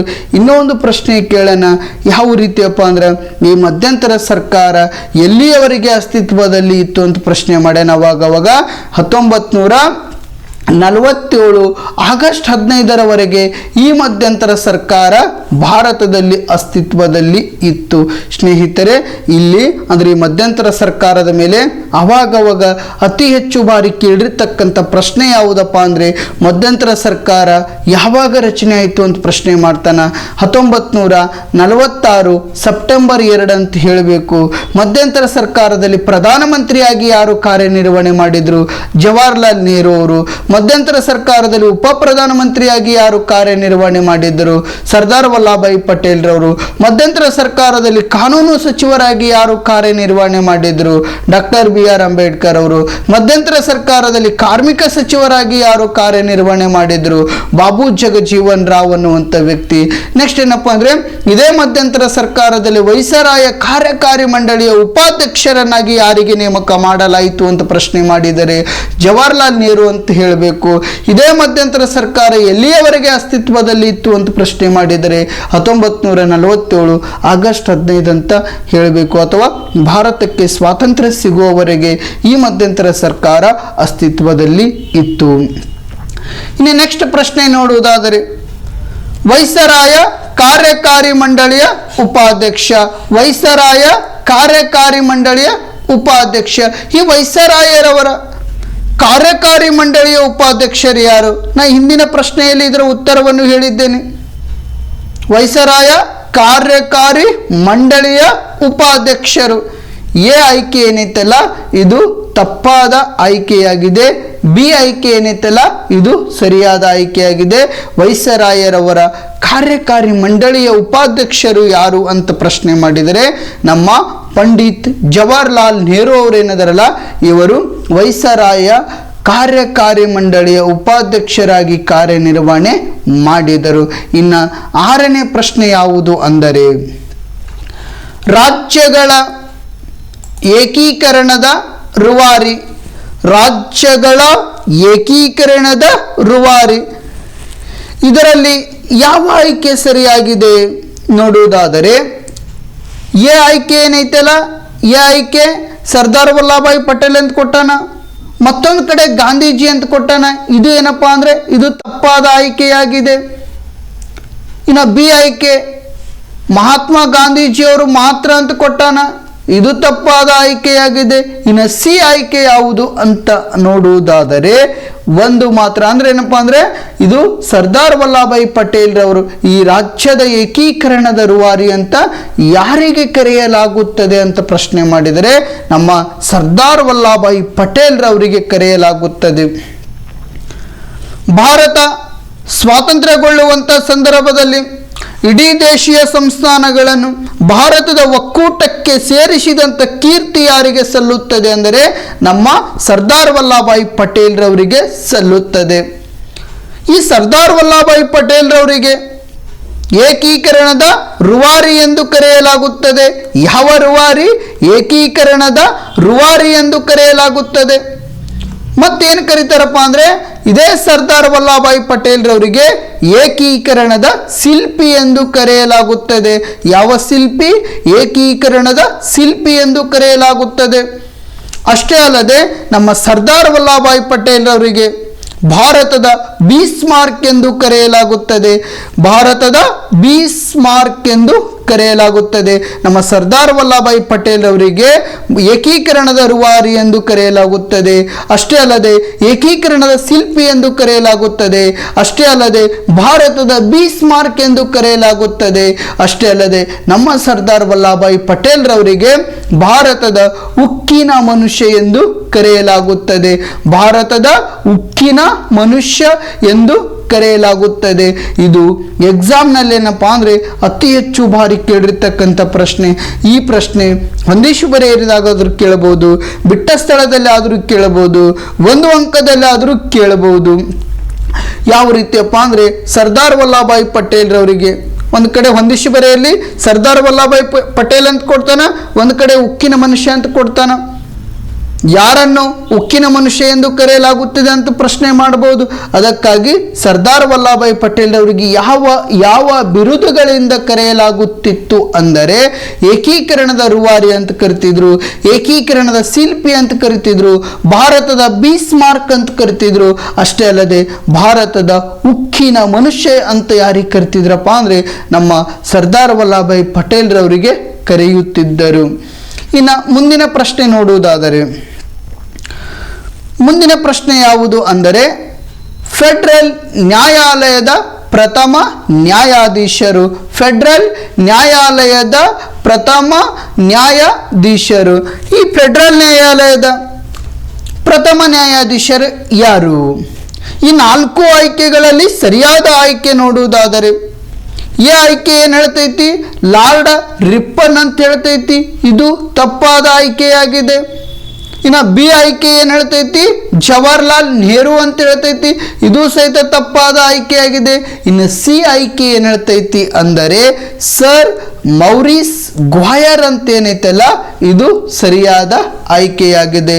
ಫೆಡರಲ್ ನ್ಯಾಯಾಲಯದ ಪ್ರಥಮ ನ್ಯಾಯಾಧೀಶರು ಯಾರು ಅಂತ ನೋಡಿದರೆ ಸಿ ಆಯ್ಕೆ ಏನೈತಲ್ಲ ನಮ್ಮ ಸರ್ ಮೌರಿಸ್ ಗ್ವಾಯರ್ ಅಂತ ಏನೈತಲ್ಲ ಇದು ಸರಿಯಾದ ಆಯ್ಕೆಯಾಗಿದೆ. ಇಲ್ಲಿ ಸಹಿತ ಅವಾಗವಾಗ 2 ಅಂಕಕ್ಕೆ ಕೇಳಿರ್ತಕ್ಕಂಥ ಪ್ರಶ್ನೆಗಳೈತಿ. ಫೆಡರಲ್ ನ್ಯಾಯಾಲಯದ ಮೇಲೆ ಅವಾಗವಾಗ ಎಷ್ಟು ಅಂಕಕ್ಕೆ ಕೇಳಬಹುದು ಅಂದರೆ 2 ಅಂಕಕ್ಕೆ ಕೇಳಬಹುದು. ಯಾವ ರೀತಿ ಅಂತ ನೋಡುವುದಾದರೆ ಫೆಡರಲ್ ನ್ಯಾಯಾಲಯ ಯಾವ ಕಾಯ್ದೆಯ ಅನ್ವಯವಾಗಿ ರಚನೆಯಾಯಿತು ಅಂತ ನೋಡುವುದಾದರೆ ಫೆಡರಲ್ ನ್ಯಾಯಾಲಯ ಯಾವ ಕಾಯ್ದೆಯ ಅನ್ವಯವಾಗಿ ರಚನೆ ಆಯಿತು ಅಂತ ನೋಡುವುದಾದರೆ 1935ರ ಭಾರತ ಸರ್ಕಾರ ಕಾಯ್ದೆ ಏನೈತಲ್ಲ ಈ ಭಾರತ ಸರ್ಕಾರ ಕಾಯ್ದೆಯ ಅನ್ವಯವಾಗಿ ಈ ಫೆಡರಲ್ ನ್ಯಾಯಾಲಯ ಸ್ಥಾಪನೆಯಾಯಿತು. ಫೆಡರಲ್ ನ್ಯಾಯಾಲಯ 1935ರ ಭಾರತ ಸರ್ಕಾರ ಕಾಯ್ದೆಯ ಅನ್ವಯವಾಗಿ ಸ್ಥಾಪನೆಯಾಯಿತು. ಹಾಗಾದರೆ ಯಾವಾಗ ಸ್ಥಾಪನೆಯಾಯಿತು ಅಂತ ನೋಡುವುದಾದರೆ 1937ರಲ್ಲಿ ದೆಹಲಿಯಲ್ಲಿ ಸ್ಥಾಪನೆಯಾಯಿತು. ಇದು ಸಹಿತ ಅವಾಗವಾಗ 2 ಅಂಕಕ್ಕೆ ಕೇಳುವಂಥ ಪ್ರಶ್ನೆ. ಫೆಡರಲ್ ನ್ಯಾಯಾಲಯ ಯಾವಾಗ ಮತ್ತು ಎಲ್ಲಿ ಸ್ಥಾಪನೆ ಮಾಡಲಾಯಿತು ಅಂತ ಪ್ರಶ್ನೆ ಕೇಳಿದರೆ 1937 ದೆಹಲಿಯಲ್ಲಿ ಸ್ಥಾಪನೆ ಮಾಡಲಾಯಿತು. ಯಾವ ಕಾಯ್ದೆಯ ಅನ್ವಯವಾಗಿ ಅಂತ ಪ್ರಶ್ನೆ ಮಾಡಿದರೆ 1935 ಭಾರತ ಸರ್ಕಾರ ಕಾಯ್ದೆ ಅಂತ ಹೇಳಬೇಕು. ಯಾವಾಗ ಸ್ಥಾಪನೆ ಮಾಡಲಾಯಿತು ಅಂತ ಪ್ರಶ್ನೆ ಮಾಡಿದರೆ 1937 ಅಂತ ಹೇಳಬೇಕು. ಎಲ್ಲಿ ಸ್ಥಾಪನೆ ಮಾಡಲಾಯಿತು ಅಂತ ಪ್ರಶ್ನೆ ಕೇಳಿದರೆ ದೆಹಲಿಯಲ್ಲಿ ಸ್ಥಾಪನೆ ಮಾಡಲಾಯಿತು. ಇದರ ಪ್ರಥಮ ನ್ಯಾಯಾಧೀಶ ಯಾರು ಅಂತ ಪ್ರಶ್ನೆ ಮಾಡಿದರೆ ಸರ್ ಮೌರಿಸ್ ಗ್ವಾಯರ್ ಅವರೇನಿದಾರಲ್ಲ ಈ ಫೆಡರಲ್ ನ್ಯಾಯಾಲಯದ ಪ್ರಥಮ ನ್ಯಾಯಾಧೀಶರಾಗಿ ಕಾರ್ಯನಿರ್ವಹಣೆ ಮಾಡುತ್ತಾರೆ. ಈ ಫೆಡರಲ್ ನ್ಯಾಯಾಲಯ ಎಷ್ಟು ಜನ ನ್ಯಾಯಾಧೀಶರಿಂದ ಕೂಡಿತಪ್ಪ ಅಂದ್ರೆ ಒಬ್ಬರು ಮುಖ್ಯ ನ್ಯಾಯಾಧೀಶರು, 6 ಜನ ಇತರೆ ನ್ಯಾಯಾಧೀಶರು, ಒಟ್ಟು 7 ಜನ ನ್ಯಾಯಾಧೀಶರಿಂದ ಕೂಡಿತ್ತು. ಇದೇ ಫೆಡರಲ್ ನ್ಯಾಯಾಲಯ 1950 ಜನವರಿ 26ರಂದು ಸುಪ್ರೀಂ ಕೋರ್ಟ್ ಆಗಿ ಬದಲಾವಣೆಯಾಯಿತು. ಈ ಫೆಡರಲ್ ನ್ಯಾಯಾಲಯ ಏನೈತಲ್ಲ 1950 ಜನವರಿ 26ರಂದು ಸುಪ್ರೀಂ ಕೋರ್ಟ್ ಆಗಿ ಬದಲಾವಣೆ ಆಯಿತು. ಇದು ಯಾವಾಗ ಕಾರ್ಯ ಆರಂಭ ಮಾಡಿತು ಅಂತ ಪ್ರಶ್ನೆ ಮಾಡಿದರೆ 1950 ಜನವರಿ ಅಂದ್ರೆ ಈ ಸುಪ್ರೀಂ ಕೋರ್ಟ್ ಏನೈತಲ್ಲ ಈ ಸುಪ್ರೀಂ ಕೋರ್ಟ್ ಯಾವಾಗ ಕಾರ್ಯ ಆರಂಭಗೊಳಿಸಿತು ಅಂತ ಪ್ರಶ್ನೆ ಮಾಡಿದರೆ 1950 ಜನವರಿ 28ರಂದು ಸುಪ್ರೀಂ ಕೋರ್ಟ್ ಏನೈತಲ್ಲ ಕಾರ್ಯ ಆರಂಭಗೊಳಿಸಿತು. ಇಲ್ಲಿ ಪ್ರಶ್ನೆ ಯಾವ ರೀತಿ ಕೇಳ್ತಾನಂದ್ರೆ ಫೆಡರಲ್ ನ್ಯಾಯಾಲಯ ಯಾವ ಕಾಯ್ದೆಯ ಅನ್ವಯವಾಗಿ ಸ್ಥಾಪನೆ ಮಾಡಲಾಯಿತು ಅಂತ ಪ್ರಶ್ನೆ ಮಾಡಿದರೆ 1935ರ ಭಾರತ ಸರ್ಕಾರ ಕಾಯ್ದೆ ಅಂತ ಹೇಳಬೇಕು. ಯಾವಾಗ ಸ್ಥಾಪನೆ ಮಾಡಲಾಯಿತು ಅಂದರೆ 1937. ಎಲ್ಲಿ ಸ್ಥಾಪನೆ ಮಾಡಲಾಯಿತು ಅಂದರೆ ದೆಹಲಿ ಒಳಗೆ ಸ್ಥಾಪನೆ ಮಾಡಲಾಯಿತು. ಒಟ್ಟು ನ್ಯಾಯಾಧೀಶರು ಅಂದ್ರೆ 7 ಜನ ನ್ಯಾಯಾಧೀಶರಿಂದ ಕೂಡಿತ್ತು. ಇದೇ ಫೆಡರಲ್ ನ್ಯಾಯಾಲಯ 1950 ಜನವರಿ 26ರಂದು ಸ್ಥಾಪನೆ ಅಂದ್ರೆ ಸುಪ್ರೀಂ ಕೋರ್ಟ್ ಆಗಿ ಪರಿವರ್ತನೆ ಆಯಿತು. ಈ ಸುಪ್ರೀಂ ಕೋರ್ಟ್ ಯಾವಾಗ ಕಾರ್ಯ ಆರಂಭಗೊಳಿಸಿತ ಅಂದರೆ 1950 ಜನವರಿ 28ರಂದು ಈ ಸುಪ್ರೀಂ ಕೋರ್ಟ್ ಕಾರ್ಯ ಆರಂಭಗೊಳಿಸಿತು. ಇನ್ನು ಮುಂದಿನ ಪ್ರಶ್ನೆ ನೋಡುವುದಾದರೆ 8ನೇ ಪ್ರಶ್ನೆ ಯಾವುದು ಐತಿ ಅಂದರೆ ಆಪರೇಷನ್ ಪೋಲೋ ಈ ಕೆಳಕಂಡಿರುವುದಕ್ಕೆ ಸಂಬಂಧಿಸಿದೆ. ಇನ್ನು 8ನೇ ಪ್ರಶ್ನೆ ಏನು ಹೇಳುತ್ತೈತಿ ಅಂದರೆ ಆಪರೇಷನ್ ಪೋಲೋ ಯಾವ ಪೋಲೋ ಆಪರೇಷನ್ ಪೋಲೋ ಈ ಕೆಳಕಂಡಿರುವುದಕ್ಕೆ ಸಂಬಂಧಿಸಿದೆ. 4 ಆಯ್ಕೆಗಳು ಕೊಟ್ಟಾನ. ಈ ಆಯ್ಕೆಗಳಲ್ಲಿ ಸರಿಯಾದ ಆಯ್ಕೆ ಯಾವುದು? ಈ ಆಯ್ಕೆ ಏನು ಹೇಳ್ತೈತಿ ಡಯಾರ್ಕಿ ಅಂತ ಹೇಳ್ತೈತಿ, ಇದು ತಪ್ಪಾದ ಆಯ್ಕೆಯಾಗಿದೆ. ಇನ್ನು ಬಿ ಆಯ್ಕೆ ಏನು ಹೇಳ್ತೈತಿ ಕಾಶ್ಮೀರದ ವಿಲೀನ ಅಂತ ಹೇಳ್ತೈತಿ, ಇದು ಸಹಿತ ತಪ್ಪಾದ ಆಯ್ಕೆಯಾಗಿದೆ. ಇನ್ನು ಸಿ ಆಯ್ಕೆ ಏನು ಹೇಳ್ತೈತಿ ಪ್ರಥಮ ಸಾರ್ವತ್ರಿಕ ಚುನಾವಣೆ ಅಂತ ಹೇಳ್ತೈತಿ, ಇದು ಸಹಿತ ತಪ್ಪಾದ ಆಯ್ಕೆಯಾಗಿದೆ. ಇನ್ನು ಎ ಆಯ್ಕೆನೂ ತಪ್ಪಾಯಿತು, ಬಿ ಆಯ್ಕೆನೂ ತಪ್ಪಾಯಿತು, ಸಿ ಆಯ್ಕೆನೂ ತಪ್ಪಾಯಿತು. ಸರಿಯಾದ ಆಯ್ಕೆ ಯಾವುದು ಅಂದರೆ ಡಿ ಆಯ್ಕೆ ಏನೈತಲ್ಲ ಈ ಡಿ ಆಯ್ಕೆ ಸರಿಯಾದ ಆಯ್ಕೆಯಾಗಿದೆ. ಡಿ ಆಯ್ಕೆ ಏನು ಹೇಳ್ತೈತೆ ಅಂದರೆ ಹೈದರಾಬಾದ ವಿಲೀನ ಈ ಆಪರೇಷನ್ ಪೋಲೋ ಏನೈತಲ್ಲ ಈ ಆಪರೇಷನ್ ಪೋಲೋ ಯಾವ ಆಯ್ಕೆಗೆ ಅಥವಾ ಯಾವುದಕ್ಕೆ ಸಂಬಂಧಪಟ್ಟಿದೆ ಅಂದರೆ ಹೈದರಾಬಾದ್ ವಿಲೀನ ಏನೈತಲ್ಲ ಇದಕ್ಕೆ ಸಂಬಂಧಪಟ್ಟಿದೆ. ಕೆಲವೊಂದಿಷ್ಟು ಹಿನ್ನೆಲೆ ತಿಳಿದುಕೊಳ್ಳುವಂಥ ಅಂದ್ರೆ ಈ ಹೈದರಾಬಾದಿನ ವಿಲೀನಕ್ಕೆ ಸಂಬಂಧಪಟ್ಟಿರ್ತಕ್ಕಂಥ ಕೆಲವೊಂದಿಷ್ಟು ಅಂಶಗಳನ್ನು ತಿಳಿದುಕೊಳ್ಳುವಂಥ ಪ್ರಯತ್ನ ಮಾಡೋಣ. ಭಾರತ ರಾಷ್ಟ್ರ ಸ್ವಾತಂತ್ರ್ಯವಾಗುವಂಥ ಸಂದರ್ಭಗಳಲ್ಲಿ ಭಾರತ ರಾಷ್ಟ್ರ ಸ್ವಾತಂತ್ರ್ಯ ಅಂದರೆ 1947 ಆಗಸ್ಟ್ 15ರಂದು ಭಾರತ ರಾಷ್ಟ್ರ ಏನು ಸ್ವಾತಂತ್ರ್ಯವಾಗುವಂಥ ಸಂದರ್ಭದಲ್ಲಿ ಬ್ರಿಟಿಷರು 3 ರೀತಿಯ ಅವಕಾಶಗಳನ್ನು ಒದಗಿಸಿಕೊಟ್ರು. ಯಾರಿಗೆ 3 ರೀತಿಯ ಅವಕಾಶಗಳನ್ನು ಒದಗಿಸಿಕೊಡಲಾಯಿತು ಅಂದರೆ ನಮ್ಮ ದೇಶೀಯ ಸಂಸ್ಥಾನಗಳೇನಿದಾವಲ್ಲ ಈ ದೇಶೀಯ ಸಂಸ್ಥಾನಗಳಿಗೆ 3 ರೀತಿಯ ಅವಕಾಶಗಳನ್ನು ಒದಗಿಸಿ ಕೊಡಲಾಯಿತು. ದೇಶೀಯ ಸಂಸ್ಥಾನಗಳು ಅಂದ್ರೆ ಭಾರತದಲ್ಲಿರ್ತಕ್ಕಂಥ ದೇಶೀಯ ಸಂಸ್ಥಾನಗಳೇನಿದಾವಲ್ಲ ಈ ದೇಶೀಯ ಸಂಸ್ಥಾನಗಳು ಒಂದು ಭಾರತಕ್ಕಾದರೂ ಸೇರಬೇಕು. ಇನ್ನು ಎರಡನೇದು ಆಯ್ಕೆ ಏನಪ್ಪಾ ಅಂದ್ರೆ ಪಾಕಿಸ್ತಾನಕ್ಕಾದರೂ ಸೇರಬೇಕು. ಮೂರನೇ ಆಯ್ಕೆ ಯಾವುದು ಅಂದರೆ ಸ್ವತಂತ್ರವಾಗಿ ಆದರೂ ಉಳಿಯಬಹುದು. ದೇಶೀಯ ಸಂಸ್ಥಾನಗಳಿಗೆ ಎಷ್ಟು ಆಯ್ಕೆಗಳನ್ನು ಕೊಡಲಾಯಿತು ಅಂದರೆ 3 ಆಯ್ಕೆಗಳನ್ನು ಕೊಡಲಾಯಿತು. ಒಂದೇನು ಅವರು ಭಾರತಕ್ಕಾದರೂ ಸೇರಬೇಕು, ಭಾರತಕ್ಕೆ ಸೇರಾಕ ಮನಸ್ಸಿಲ್ಲ ಅಂದ್ರೆ ಪಾಕಿಸ್ತಾನಕ್ಕಾದರೂ ಸೇರಬೇಕು, ಪಾಕಿಸ್ತಾನಕ್ಕೂ ಸೇರಾಕ ಮನಸ್ಸಿಲ್ಲ ಭಾರತಕ್ಕೂ ಸೇರಾಕ ಮನಸ್ಸಿಲ್ಲಪ್ಪ ಅಂದರೆ ಅವರು ಸ್ವತಂತ್ರವಾಗಿ ಆದರೂ ಉಳಿಯಬಹುದು. ಆ ಸಂದರ್ಭಗಳಲ್ಲಿ ಸ್ವತಂತ್ರವಾಗಿ ಉಳಿದಿರ್ತಕ್ಕಂಥ ಸಂಸ್ಥಾನ ಯಾವುದು ಅಂದರೆ ಹೈದರಾಬಾದಿನ ಸಂಸ್ಥಾನ. ಹೈದರಾಬಾದ್ ಸಂಸ್ಥಾನ ಏನೈತಲ್ಲ ಈ ಹೈದರಾಬಾದ ಸಂಸ್ಥಾನ ಏನಪ್ಪಾ ಅಂದರೆ ಸ್ವತಂತ್ರವಾಗಿ ಉಳಿಯಲು ಬಯಸಿತು. ಈ ಹೈದರಾಬಾದ್ ಸಂಸ್ಥಾನಿನ ನಿಜಾಮನಾಗಿರ್ತಕ್ಕಂಥ ಮೀರ್ ಉಸ್ಮಾನ್ ಅಲಿ ಖಾನ್ ಏನದನಲ್ಲ ಈ ಮೀರ್ ಉಸ್ಮಾನ್ ಅಲಿ ಖಾನ ಹೈದರಾಬಾದ್ ಸಂಸ್ಥಾನವನ್ನು ಸ್ವತಂತ್ರವಾಗಿ ಉಳಿಯಬೇಕೆಂದು ಬಯಸಿದ. ಅಲ್ಲಿರ್ತಕ್ಕಂಥ ಒಂದು ಪಡೆ ಇತ್ತು. ಯಾವ ಪಡೆ ಅಂದರೆ ರಜಾಕರ ಪಡೆ ಏನೈತಲ್ಲ ಈ ರಜಾಕರ ಪಡೆ ನಮ್ಮ ಹಿಂದೂ ಧರ್ಮದ ಮಹಿಳೆಯರ ಮೇಲೆ ಅತ್ಯಾಚಾರಗಳಾಗಿರಬಹುದು, ದೌರ್ಜನ್ಯಗಳಾಗಿರಬಹುದು, ಶೋಷಣೆಗಳಾಗಿರಬಹುದು, ಹಿಂದೂ ಧರ್ಮದ ಅಂದರೆ ಹಿಂದೂ ಧರ್ಮದ ಏತರ ಏನು ಇತರೆ ಧರ್ಮಗಳು ಅಂದರೆ ಹಿಂದೂ ಧರ್ಮವನ್ನು ಹೊರತುಪಡಿಸಿ ಇದು ಮುಸ್ಲಿಂ ಧರ್ಮವನ್ನು ಹೊರತುಪಡಿಸಿ ಇತರೆ ಧರ್ಮಗಳೇನಿದಾವಲ್ಲ ಆ ಧರ್ಮದ ಮಹಿಳೆಯರ ಮೇಲೆ ಅತ್ಯಾಚಾರಗಳಾಗಿರಬಹುದು, ದೌರ್ಜನ್ಯಗಳಾಗಿರಬಹುದು, ಶೋಷಣೆಗಳಾಗಿರಬಹುದು. ಅಷ್ಟೇ ಅಲ್ಲದೆ ಅವರ ಆಸ್ತಿ ಪಾಸ್ತಿಗಳನ್ನು ನಾಶಪಡಿಸುತ್ತಿದ್ದರು. ನಮ್ಮ ಕೆಲವೊಂದಿಷ್ಟು ವರ್ಗದವರಿಗೇನಪ್ಪ ಅಂದರೆ 20,000 ಅಮಾಯಕರೇನದರಲ್ಲ ಆ 20,000 ಅಮಾಯಕರನ್ನು ಬಂಧಿಸುವಂಥ ಪ್ರಯತ್ನ ಯಾರು ಮಾಡ್ತಾರೆ ಅಂದರೆ ಈ ರಜಾಕರ ಪಡೆ ಮಾಡ್ತೈತಿ. ಇದನ್ನು ಮನವರಿಕೆ ಮಾಡಿಕೊಂಡಿರ್ತಕ್ಕಂಥ ಸರ್ದಾರ್ ವಲ್ಲಭಾಯ್ ಪಟೇಲ್ರವರು ಏನದಾರಲ್ಲ ಈ ಸರ್ದಾರ್ ವಲ್ಲಭಾಯ್ ಪಟೇಲ್ರವರು ಹೈದರಾಬಾದ್ ಸಂಸ್ಥಾನಕ್ಕೆ ಒಂದು ಪೊಲೀಸ್ ಕಾರ್ಯಾಚರಣೆಯನ್ನು ಕೈಗೊಂಡರು. ಯಾವ ದಿನ ಕೈಗೊಂಡರು ಅಂದರೆ 1948 ಸೆಪ್ಟೆಂಬರ್ 14 1948 ಸೆಪ್ಟೆಂಬರ್ 14ರಂದು ಪೊಲೀಸ್ ಕಾರ್ಯಾಚರಣೆಯನ್ನು ಕೈಗೊಳ್ತಾರಲ್ಲ ಈ ಪೊಲೀಸ್ ಕಾರ್ಯಾಚರಣೆಗೆ ನಾವು ಏನೆಂದು ಕರೆಯಲಾಗುವುದು ಅಂದರೆ ಆಪರೇಷನ್ ಪೋಲೋ ಎಂದು ಕರೆಯಲಾಗುವುದು. ಆಪರೇಷನ್ ಪೋಲೋ ಅಂದರೆ 1948 ಸೆಪ್ಟೆಂಬರ್ 14ರಂದು ಕೈಗೊಂಡಿರ್ತಕ್ಕಂಥ ಪೊಲೀಸ್ ಕಾರ್ಯಾಚರಣೆ ಏನೈತಲ್ಲ ಈ ಪೊಲೀಸ್ ಕಾರ್ಯಾಚರಣೆಗೆ ಆಪರೇಷನ್ ಪೋಲೋ ಎಂದು ಕರೆಯಲಾಗುವುದು. ಇದು ಅಂದ್ರೆ ಈ ಹೈದರಾಬಾದ್ ಸಂಸ್ಥಾನವನ್ನು ಭಾರತದ ಒಕ್ಕೂಟಕ್ಕೆ ಯಾವಾಗ ಸೇರ್ಪಡೆ ಮಾಡಿದ್ರು ಅಂತ ಪ್ರಶ್ನೆ ಮಾಡಿದರೆ 1948 ಸೆಪ್ಟೆಂಬರ್ 17ರಂದು ಈ ಹೈದರಾಬಾದ್ ಸಂಸ್ಥಾನ ಭಾರತದ ಒಕ್ಕೂಟಕ್ಕೆ ಸೇರ್ಪಡೆಯಾಯಿತು. ಈ ಭಾರತದ ಒಕ್ಕೂಟಕ್ಕೆ ಸೇರ್ಪಡೆ ಮಾಡಿರ್ತಕ್ಕಂಥ ಕೀರ್ತಿ ಯಾರಿಗೆ ಸಲ್ಲುತ್ತದೆ ಅಂದರೆ ನಮ್ಮ ಭಾರತದ ಬೀಸ್ಮಾರ್ಕ್ ಆಗಿರ್ತಕ್ಕಂಥ ನಮ್ಮ ಭಾರತದ ಉಕ್ಕಿನ ಮನುಷ್ಯ ಆಗಿರ್ತಕ್ಕಂಥ ನಮ್ಮ ಭಾರತದ ಏಕೀಕರಣದ ರೂವಾರಿ ಅಂತ ಕರಿತೇವಲ್ಲ ಏಕೀಕರಣದ ಶಿಲ್ಪಿ ಅಂತ ಏನು ಯಾರಿಗೆ ಕರಿತೇವಲ್ಲ ಸರ್ದಾರ್ ವಲ್ಲಭಾಯ್ ಪಟೇಲ್ರವರಿಗೆ ಈ ಕೀರ್ತಿ ಸಲ್ಲುತ್ತದೆ. ಇನ್ನು 9ನೇ ಪ್ರಶ್ನೆ ಯಾವುದು ಅಂತ ನೋಡುವುದಾದರೆ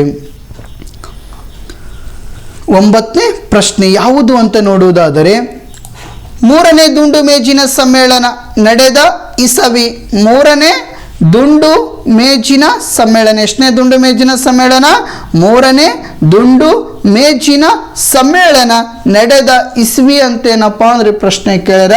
ಈ ಪ್ರಶ್ನೆಗೆ ಸರಿಯಾದ ಉತ್ತರ ಯಾವುದು ಅಥವಾ ಸರಿಯಾದ ಆಯ್ಕೆ ಯಾವುದು ಅಂತ ನೋಡೋದಾದರೆ ಎ ಆಯ್ಕೆ ಏನು ಹೇಳ್ತೈತಿ 1932 ಇದು ಸರಿಯಾದ ಆಯ್ಕೆಯಾಗಿದೆ.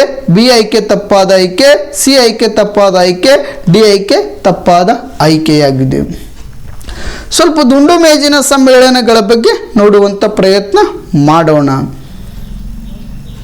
ಈ ದುಂಡು ಮೇಜಿನ ಸಮ್ಮೇಳನ ಯಾವಾಗ ನಡೆಯಿತು ಅಂದರೆ ಎಷ್ಟು ದುಂಡು ಮೇಜಿನ ಸಮ್ಮೇಳನಗಳು ನಡೆದು, ಎಲ್ಲಿ ನಡೆದು, ಯಾರ ಅಧ್ಯಕ್ಷತೆಯಲ್ಲಿ ನಡೆದು, ಈ ದುಂಡು ಮೇಜಿನ ಸಮ್ಮೇಳನದಲ್ಲಿ ಭಾಗವಹಿಸಿದ ಭಾರತೀಯರು ಯಾರು, ಮಹಾತ್ಮ ಗಾಂಧೀಜಿಯವರು ಯಾವ ದುಂಡು ಮೇಜಿನ ಸಮ್ಮೇಳನದಲ್ಲಿ ಭಾಗವಹಿಸಿದರು ಅನ್ನೋದ್ರ ಬಗ್ಗೆ ನೋಡೋಣ. ದುಂಡು ಮೇಜಿನ ಸಮ್ಮೇಳನ ಎಲ್ಲಿ ನಡೆಯಿತು ನೋಡುವುದಾದರೆ ಲಂಡನ್ನಿನ ಜೇಮ್ಸ್ ಅರಮನೆ ಮೈದಾನ. ಲಂಡನ್ನಿನ ಜೇಮ್ಸ್ ಅರಮನೆ ಮೈದಾನ ಏನೈತಲ್ಲ, ಈ ಲಂಡನ್ನಿನ ಜೇಮ್ಸ್ ಅರಮನೆ ಮೈದಾನದಲ್ಲಿ ದುಂಡು ಮೇಜಿನ ಸಮ್ಮೇಳನ ನಡೆದವು. ಯಾರ ಅಧ್ಯಕ್ಷತೆಯಲ್ಲಿ ನಡೆದವು ಅಂದರೆ ಮ್ಯಾಕ್ ಡೊನಾಲ್ಡ್ ಅನ್ನುವಂಥ ವ್ಯಕ್ತಿ ಏನದನಲ್ಲ, ಈ ಮ್ಯಾಕ್ ಡೊನಾಲ್ಡ್ ಅನ್ನುವಂಥ ವ್ಯಕ್ತಿಯ ಅಧ್ಯಕ್ಷತೆಯಲ್ಲಿ ಈ ದುಂಡು ಮೇಜಿನ ಸಮ್ಮೇಳನ ನಡೆದು, ಒಟ್ಟು ಎಷ್ಟು ದುಂಡು ಮೇಜಿನ ಸಮ್ಮೇಳನ ನಡೆದವು ಅಂತ ನೋಡುವುದಾದರೆ 3 ದುಂಡು ಮೇಜಿನ ಸಮ್ಮೇಳನ ನಡೆದವು. ಒಟ್ಟು ಎಷ್ಟು ದುಂಡು ಮೇಜಿನ ಸಮ್ಮೇಳನ? 3 ದುಂಡು ಮೇಜಿನ ಸಮ್ಮೇಳನ. ಎಲ್ಲಿ ನಡೆಯಿತು? ಲಂಡನ್ನಿನ ಜೇಮ್ಸ್ ಅರಮನೆ ಮೈದಾನ. ಲಂಡನ್ನಿನ ಜೇಮ್ಸ್ ಅರಮನೆ ಮೈದಾನದಲ್ಲಿ ಈ 3 ದುಂಡು ಮೇಜಿನ ಸಮ್ಮೇಳನ ನಡೆಯಿತು. ಇದರ ಅಧ್ಯಕ್ಷತೆ ಏನು ಅಂದ್ರೆ, ಈ 3 ದುಂಡು ಮೇಜಿನ ಸಮ್ಮೇಳನದ ಅಧ್ಯಕ್ಷತೆ ಯಾರು ವಹಿಸಿಕೊಳ್ಳುತ್ತಾರೆ ಅಂತ ನೋಡೋದಾದರೆ ಮ್ಯಾಕ್ ಡೊನಾಲ್ಡ್ ಅನ್ನುವಂಥ ವ್ಯಕ್ತಿ ಏನದನಲ್ಲ, ಈತ 3 ದುಂಡು ಮೇಜಿನ ಸಮ್ಮೇಳನದ ಅಧ್ಯಕ್ಷತೆ ವಹಿಸಿಕೊಳ್ಳುತ್ತಾನೆ. ಈ 3 ದುಂಡು ಮೇಜಿನ ಸಮ್ಮೇಳನದಲ್ಲಿ ಭಾಗವಹಿಸಿದ ಭಾರತೀಯರು ಯಾರು ಅಂದ್ರೆ, ಈ 3 ದುಂಡು ಮೇಜಿನ ಸಮ್ಮೇಳನ ಯಾವಾಗ ನಡೆಯಿತು ಅಂದ್ರೆ, ಪ್ರಥಮ ದುಂಡು ಮೇಜಿನ ಸಮ್ಮೇಳನ 1930ರಲ್ಲಿ ನಡೆಯಿತು. ದ್ವಿತೀಯ ದುಂಡು ಮೇಜಿನ ಸಮ್ಮೇಳನ, ಈ ದ್ವಿತೀಯ ದುಂಡು ಮೇಜಿನ ಸಮ್ಮೇಳನ 1931ರಲ್ಲಿ ನಡೆಯಿತು. ಇನ್ನು ತೃತೀಯ ದುಂಡು ಮೇಜಿನ ಸಮ್ಮೇಳನ 1932ರಲ್ಲಿ ನಡೆಯಿತು. ಈ 3 ದುಂಡು ಮೇಜಿನ ಸಮ್ಮೇಳನಗಳಲ್ಲಿ ಭಾಗವಹಿಸಿದ ಭಾರತೀಯರು ಯಾರು ಅಂತ ನೋಡುವುದಾದರೆ ತೇಜ್ ಬಹದ್ದೂರ್ ಸಪ್ರೋ ಅಂತ, TB ಸಪ್ರೋ ಅಂತ ಏನು ಕರಿತೇವಲ್ಲ, ತೇಜ್ ಬಹದ್ದೂರ್ ಸಪ್ರೋ. ಈ ತೇಜ್ ಬಹದ್ದೂರ್ ಸಪ್ರೋ ಅವರು 3 ದುಂಡು ಮೇಜಿನ ಸಮ್ಮೇಳನದಲ್ಲಿ ಭಾಗವಹಿಸಿದರು. ಮತ್ತೆ ಯಾರು ಭಾಗವಹಿಸಿದರಪ್ಪ ಅಂದರೆ ನಮ್ಮ ಡಾಕ್ಟರ್ BR ಅಂಬೇಡ್ಕರ್ ಅವರೇನಿದಾರಲ್ಲ, ಈ ಡಾಕ್ಟರ್ BR ಅಂಬೇಡ್ಕರ್ ಅವರು ಸಹಿತ 3 ದುಂಡು ಮೇಜಿನ ಸಮ್ಮೇಳನದಲ್ಲಿ ಭಾಗವಹಿಸುತ್ತಾರೆ. ಮತ್ತು ಇನ್ನೊಬ್ಬರು ಯಾರಂತ ನೋಡುವುದಾದರೆ ಸರ್ ಮಿರ್ಜಾ ಇಸ್ಮಾಯಿಲ್ ಅನ್ನುವಂಥ ವ್ಯಕ್ತಿ ಏನದನಲ್ಲ, ಈ ಸರ್ ಮಿರ್ಜಾ ಇಸ್ಮಾಯಿಲ್ ಅನ್ನುವಂಥ ವ್ಯಕ್ತಿ ಸಹಿತ ಈ 3 ದುಂಡು ಮೇಜಿನ ಸಮ್ಮೇಳನದಲ್ಲಿ ಭಾಗವಹಿಸ್ತಾನೆ. ಅಂದ್ರೆ ಈ ಪ್ರಥಮ ದುಂಡು ಮೇಜಿನ ಸಮ್ಮೇಳನ 1930 ಏನೈತಲ್ಲ, ದ್ವಿತೀಯ ದುಂಡು ಮೇಜಿನ ಸಮ್ಮೇಳನ 1931 ಏನೈತಲ್ಲ, ತೃತೀಯ ದುಂಡು ಮೇಜಿನ ಸಮ್ಮೇಳನ 1932 ಏನೈತಲ್ಲ, ಈ 3 ದುಂಡು ಮೇಜಿನ ಸಮ್ಮೇಳನದಲ್ಲಿ ಭಾಗವಹಿಸಿದ ಭಾರತೀಯರು ಯಾರು ಅಂತ ನೋಡುವುದಾದರೆ TB ಸಪ್ರೋ ಅನ್ನುವಂಥ ವ್ಯಕ್ತಿ ಏನದನಲ್ಲ, ಅಥವಾ ತೇಜ್ ಬಹದ್ದೂರ್ ಸಪ್ರೋ ಅನ್ನುವಂಥ ವ್ಯಕ್ತಿ ಏನದನಲ್ಲ, ಡಾಕ್ಟರ್ BR ಅಂಬೇಡ್ಕರ್ ಅವರು ಏನದರಲ್ಲ, ಮತ್ತು ಸರ್ ಮಿರ್ಜಾ ಇಸ್ಮಾಯಿಲ್ ಅನ್ನುವಂಥ ವ್ಯಕ್ತಿ ಏನಪ್ಪಾ ಅಂದರೆ ಈ 3 ವ್ಯಕ್ತಿಗಳು 3 ದುಂಡು ಮೇಜಿನ ಸಮ್ಮೇಳನದಲ್ಲಿ ಭಾಗವಹಿಸ್ತಾರ. ಹಾಗಾದರೆ ನಮ್ಮ ಮಹಾತ್ಮ ಗಾಂಧೀಜಿಯವರು ಯಾವ ದುಂಡು ಮೇಜಿನ ಸಮ್ಮೇಳನದಲ್ಲಿ ಭಾಗವಹಿಸುತ್ತಾರೆ ಅಂದರೆ ದ್ವಿತೀಯ ದುಂಡು ಮೇಜಿನ ಸಮ್ಮೇಳನ ಅಂದ್ರೆ 1931ರಲ್ಲಿ ನಡೆದಿರ್ತಕ್ಕಂಥ ದ್ವಿತೀಯ ದುಂಡು ಮೇಜಿನ ಸಮ್ಮೇಳನದಲ್ಲಿ ಮಹಾತ್ಮ ಗಾಂಧೀಜಿಯವರು ಸಹಿತ ಭಾಗವಹಿಸುತ್ತಾರೆ. ಯಾವ ಗಾಂಧೀಜಿ? ಮಹಾತ್ಮ ಗಾಂಧೀಜಿ ಅವರು ಏನಿದಾರಲ್ಲ, ಇವರು ಸಹಿತ ದ್ವಿತೀಯ ದುಂಡು ಮೇಜಿನ ಸಮ್ಮೇಳನದಲ್ಲಿ ಮಾತ್ರ ಭಾಗವಹಿಸುತ್ತಾರೆ. ಇನ್ನು ಮುಂದಿನ ಪ್ರಶ್ನೆ ನೋಡುವುದಾದರೆ 10ನೇ ಪ್ರಶ್ನೆ ಯಾವುದು? 10ನೇ ಪ್ರಶ್ನೆ ಯಾವುದಂತ ನೋಡುವುದಾದರೆ ಭಾರತ ಸಂವಿಧಾನದ ಕರಡು ಸಮಿತಿ ರಚನೆಯಾದ ದಿನಾಂಕ. 10ನೇ ಪ್ರಶ್ನೆ ನೋಡುವುದಾದರೆ ಭಾರತ ಸಂವಿಧಾನದ ಕರಡು ಸಮಿತಿ ರಚನೆಯಾದ ದಿನಾಂಕ. ಈ 4 ಆಯ್ಕೆಗಳಲ್ಲಿ ಸರಿಯಾದ ಆಯ್ಕೆ ನೋಡುವುದಾದರೆ ಎ ಆಯ್ಕೆ ಏನು ಹೇಳ್ತೈತಿ 1947 ಆಗಸ್ಟ್ 15 ಅಂತ ಹೇಳ್ತೈತಿ, ಇದು ತಪ್ಪಾದ ಆಯ್ಕೆಯಾಗಿದೆ. ಇನ್ನು ಬಿ ಆಯ್ಕೆ 1946 ಸೆಪ್ಟೆಂಬರ್ 2 ಅಂತ ಹೇಳ್ತೈತಿ, ಇದು ತಪ್ಪಾದ ಆಯ್ಕೆಯಾಗಿದೆ. ಸಿ ಆಯ್ಕೆ ಏನು ಹೇಳುತ್ತದೆ ಅಂದರೆ 1947 ಆಗಸ್ಟ್ 29 ಅಂತ ಹೇಳ್ತೈತಿ. ಇದು ಸರಿಯಾದ ಆಯ್ಕೆಯಾಗಿದೆ. ಈ ಸಿ ಆಯ್ಕೆ ಏನೈತಲ್ಲ 10ನೇ ಪ್ರಶ್ನೆಗೆ ಸರಿಯಾದ ಆಯ್ಕೆಯಾಗಿದೆ. ಭಾರತದ ಸಂವಿಧಾನದ ಕರಡು ಸಮಿತಿ ರಚನೆಯಾದ ದಿನಾಂಕ ಅಂತ ನೋಡುವುದಾದರೆ ಯಾವಾಗ ರಚನೆ ಆಯಿತು ಅಂತ ನೋಡುವುದಾದರೆ 1947 ಆಗಸ್ಟ್ 29ರಂದು ರಚನೆ ಆಯಿತು. ಈ ಕರಡು ಸಮಿತಿಯ ಅಧ್ಯಕ್ಷರನ್ನಾಗಿ ಯಾರಿಗೆ ನೇಮಕ ಮಾಡಲಾಯಿತು ಅಂತ ನೋಡುವುದಾದರೆ ಡಾಕ್ಟರ್ BR ಅಂಬೇಡ್ಕರ್ ಅವರೇನಿದಾರಲ್ಲ, ಈ ಡಾಕ್ಟರ್ BR ಅಂಬೇಡ್ಕರ್ ಅವರಿಗೆ ಕರಡು ಸಮಿತಿಯ ಅಧ್ಯಕ್ಷರನ್ನಾಗಿ ನೇಮಕ ಮಾಡಲಾಯಿತು. ಒಟ್ಟು ಎಷ್ಟು ಜನ ಸದಸ್ಯರಿಂದ ಕೂಡೈತಪ್ಪ ಅಂದರೆ ಒಟ್ಟು 7 ಜನ ಸದಸ್ಯರಿಂದ ಕೂಡೈತಿ. ಒಬ್ಬರು ಅಧ್ಯಕ್ಷರು, 6 ಜನ ಸದಸ್ಯರು, ಒಬ್ಬರು ಅಧ್ಯಕ್ಷರು, 6 ಜನ ಸದಸ್ಯರು, ಒಟ್ಟು ಎಷ್ಟಪ್ಪ ಅಂದರೆ 7 ಜನ. ಈ ಭಾರತ ಸಂವಿಧಾನದ ಕರಡು ಸಮಿತಿ ಏನೈತಲ್ಲ, ಈ ಕರಡು ಸಮಿತಿ ರಚನೆಯಾದ ವರ್ಷ ಅಥವಾ ಯಾವಾಗ ಅಸ್ತಿತ್ವಕ್ಕೆ ಬಂದಿತ್ತು ಅಂತ ಪ್ರಶ್ನೆ ಮಾಡಿದರೆ 1947 ಆಗಸ್ಟ್ 29 ಅಂತ ಹೇಳಬೇಕು. ಇದರ ಅಧ್ಯಕ್ಷರನ್ನಾಗಿ ಯಾರಿಗೆ ನೇಮಕ ಮಾಡಲಾಯಿತು ಅಂತ ಪ್ರಶ್ನೆ ಮಾಡಿದರೆ ಡಾಕ್ಟರ್ BR ಅಂಬೇಡ್ಕರ್ ಅವರು ಅಂತ ಹೇಳಬೇಕು. ಇಲ್ಲಿ ಎನ್ ಮಾಧವರವರಾಗಿರಬಹುದು, KM ಮುನ್ಸಿ ಅವರಾಗಿರಬಹುದು, ಇನ್ನಿತರ ಹಲವಾರು ನಾಯಕರೇನದರಲ್ಲ ಈ ಕರಡು ಸಮಿತಿಯ ಸದಸ್ಯರಾಗಿ ಕಾರ್ಯನಿರ್ವಹಣೆ ಮಾಡುತ್ತಾರೆ. ಇನ್ನು 11ನೇ ಪ್ರಶ್ನೆ ಯಾವುದು ಅಂದರೆ ಭಾರತದಲ್ಲಿ ಸಂಯುಕ್ತ ಪದ್ಧತಿಗೆ ಅವಕಾಶ ಮಾಡಿಕೊಟ್ಟ ಕಾಯ್ದೆ. ಭಾರತದಲ್ಲಿ ಸಂಯುಕ್ತ ಪದ್ಧತಿಗೆ ಅವಕಾಶ ಮಾಡಿಕೊಟ್ಟ ಕಾಯ್ದೆ ಯಾವುದು ಅಂತ ನೋಡುವುದಾದರೆ ಈ 4 ಆಯ್ಕೆಗಳಲ್ಲಿ ಯಾವ ಆಯ್ಕೆ ಸರಿಯಾಗಿದೆ ಅಂತ ನೋಡೋಣ. ಈ ಎ ಆಯ್ಕೆ ಏನು ಹೇಳ್ತೈತಿ 1909ರ ಕಾಯ್ದೆ ಅಂತ ಹೇಳ್ತೈತಿ, ಇದು ತಪ್ಪಾದ ಆಯ್ಕೆ. ಬಿ ಆಯ್ಕೆ ಏನು ಹೇಳ್ತೈತಿ 1919ರ ಕಾಯ್ದೆ ಅಂತ ಹೇಳ್ತೈತಿ, ಇದು ಸಹಿತ ತಪ್ಪಾದ ಆಯ್ಕೆ. ಇನ್ನು ಸರಿಯಾದ ಆಯ್ಕೆ ಯಾವುದು ಅಂದರೆ ಸಿ ಆಯ್ಕೆ ಏನೈತಲ್ಲ ಇದು ಸರಿಯಾದ ಆಯ್ಕೆಯಾಗಿದೆ. 1935ರ ಭಾರತ ಸರ್ಕಾರ ಕಾಯ್ದೆ ಏನೈತಲ್ಲ ಭಾರತದಲ್ಲಿ ಸಂಯುಕ್ತ ಪದ್ಧತಿಗೆ ಅವಕಾಶವನ್ನು ಒದಗಿಸಿ ಕೊಡಲಾಯಿತು. 1935ರ ಭಾರತ ಸರ್ಕಾರ ಕಾಯ್ದೆ ಏನೈತಲ್ಲ ಸಂಯುಕ್ತ ಪದ್ಧತಿಗೆ ಅವಕಾಶವನ್ನು ಒದಗಿಸಿಕೊಡಲಾಯಿತು. ಈ 35ರ ಕಾಯ್ದೆಯ ಕೆಲವೊಂದಿಷ್ಟು ಮುಖ್ಯಾಂಶಗಳನ್ನು ನೋಡುವುದಾದರೆ 1935ರ ಭಾರತ ಸರ್ಕಾರ 1935ರ ಈ ಭಾರತ ಸರ್ಕಾರ ಕಾಯ್ದೆ ಏನೈತಲ್ಲ ಈ ಕಾಯ್ದೆಯ ಕೆಲವೊಂದಿಷ್ಟು ಮುಖ್ಯಾಂಶಗಳು. ಈ 1935ರ ಭಾರತ ಸರ್ಕಾರ ಕಾಯ್ದೆ 321 ವಿಧಿಗಳನ್ನು ಒಳಗೊಂಡಿತ್ತು. ಎಷ್ಟು ವಿಧಿಗಳನ್ನು? 321 ವಿಧಿಗಳನ್ನು ಒಳಗೊಂಡಿತ್ತು. 10 ಅನುಸೂಚಿಗಳನ್ನು ಒಳಗೊಂಡಿತ್ತು. ಎಷ್ಟು ಅನುಸೂಚಿ? 10 ಅನುಸೂಚಿ. ಇದು ಸಹಿತ ಎಕ್ಸಾಮ್ನಾಗ ಅವಾಗ 2 ಅಂಕಕ್ಕೆ ಕೇಳಿರ್ತಕ್ಕಂಥ ಪ್ರಶ್ನೆ. ಯಾವ ರೀತಿ ಕೇಳೇನೆಂದರೆ 1935ರ ಭಾರತ ಸರ್ಕಾರ ಕಾಯ್ದೆ ಎಷ್ಟು ವಿಧಿಗಳು ಮತ್ತು ಎಷ್ಟು ಅನುಸೂಚಿಗಳನ್ನು ಒಳಗೊಂಡಿದೆ ಅಂತ ಪ್ರಶ್ನೆ ಮಾಡಿದರೆ 321 ವಿಧಿಗಳು 10 ಅನುಸೂಚಿಗಳನ್ನು ಒಳಗೊಂಡಿದೆ. 1935ರ ಭಾರತ ಸರ್ಕಾರ ಕಾಯ್ದೆಯ ಮುಖ್ಯಾಂಶಗಳನ್ನು ನೋಡುವುದಾದರೆ ಒಂದು ಕೋಡ್ ಐತಿ. ಯಾವ ಕೋಡಪ್ಪ ಅಂದ್ರೆ ನೋಡುವುದಾದರೆ ಶಾಸಕ ಪೇ ಆಫ್ ಕೇಳ್ರಿ. ಶಾ ಅಂದ್ರೆ ಏನಪ್ಪ ಅಂದ್ರೆ ಶಾಸಕಾಂಗ. ಯಾವಕ್ಕಾಂಗ? ಶಾಸಕಾಂಗ ಅಂತ ನೋಡ್ಕೊಳ್ತೇವೆ. ಸ ಅಂದ್ರೆ ಸಂಯುಕ್ತ ಪದ್ಧತಿ. ಯಾವ ಪದ್ಧತಿ? ಸಂಯುಕ್ತ ಪದ್ಧತಿ. ಇನ್ನು ನೆಕ್ಸ್ಟ್ ಕ ಅಂದ್ರೆ ಏನಪ್ಪ ಅಂದ್ರೆ ಕೇಂದ್ರದಲ್ಲಿ ದ್ವಿಸರ್ಕಾರ ಪದ್ಧತಿ. ಕೇಂದ್ರದಲ್ಲಿ ದ್ವಿಸರ್ಕಾರ ಪದ್ಧತಿ. ದ್ವಿಸರ್ಕಾರ ಅಂದ್ರೂ ಒಂದೇ, ಡಯಾರ್ಕಿ ಅಂದ್ರೂ ಒಂದೇ. ನೆಕ್ಸ್ಟ್ ದ್ವಿಪ್ರಭುತ್ವ ಅಂದ್ರೂ ಒಂದೇ. ಡಯಾರ್ಕಿ ಅಂದ್ರೂ ಒಂದೇ, ದ್ವಿಸರ್ಕಾರ ಅಂದ್ರೂ ಒಂದೇ, ದ್ವಿಸರ್ಕಾರ ಅಂದ್ರೂ ಒಂದೇ, ಡಯಾರ್ಕಿ ಅಂದ್ರೂ ಒಂದೇ ಮತ್ತು ದ್ವಿಪ್ರಭುತ್ವ ಅಂದ್ರೂ ಒಂದೇ. ನೆಕ್ಸ್ಟ್ ಇನ್ನು ಪ ಅಂದ್ರೆ ಏನಪ್ಪ ಅಂದ್ರೆ ಫೆಡ್ರಲ್ ನ್ಯಾಯಾಲಯ. ಯಾವ ನ್ಯಾಯಾಲಯ? ಫೆಡ್ರಲ್ ನ್ಯಾಯಾಲಯ. ನೆಕ್ಸ್ಟ್ ಆ ಅಂದ್ರೆ ಅಧಿಕಾರ ವಿಭಜನೆ. ನೆಕ್ಸ್ಟ್ ಏನಪ್ಪ ಅಂದ್ರೆ ಪ ಅಂದ್ರೆ ಏನಪ್ಪ ಅಂದ್ರೆ ಪ್ರಾಂತೀಯ ಸ್ವಾಯತ್ತತೆ. ಯಾವ ಸ್ವಾಯತ್ತತೆ? ಪ್ರಾಂತೀಯ ಸ್ವಾಯತ್ತತೆ. ಅಂದ್ರೆ ಈ ಪ್ರಾಂತೀಯ ಸ್ವಾಯತ್ತತೆ ಅಂದ್ರೆ 11 ಪ್ರಾಂತ್ಯಗಳನ್ನು ಸ್ವಾತಂತ್ರ್ಯಗೊಳಿಸಲಾಗುತ್ತದೆ.